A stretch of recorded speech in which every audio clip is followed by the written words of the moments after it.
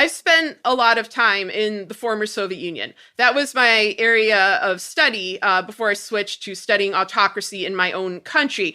And it was traumatic for people when it fell. And let me be clear, the Soviet Union was indeed an evil empire. That is one of the few things that Ronald Reagan got right. And the formation of the Soviet Union is extremely different from the formation of the United States.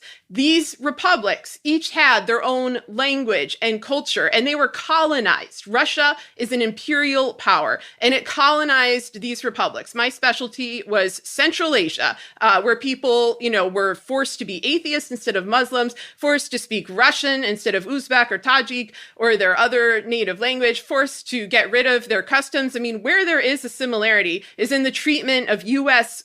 Settler colonialists to Native Americans, who they primarily wiped out through genocide, but otherwise did the same thing, forced them to convert to Christianity, forced them to give up their identities. Anyway, my point is that even though the formation of the USSR and the US are very different, ideologically very different, the aftermath would look very much alike. It would consist of a bunch of corrupt mafiosos coming in and stripping off this country and selling it for parts. And that is why they put Donald Trump in office to begin with. It was to continue that plan. And many of the participants in the bulldozing of the post-USSR are literally the same people. I mean, Paul Manafort, for example, was one of them. They've made an enormous amount of money doing this over there. They simply want to do it over here. Ivanka Trump would be one of the prime beneficiaries of that, and she would probably be installed as one of the leaders of this divided America.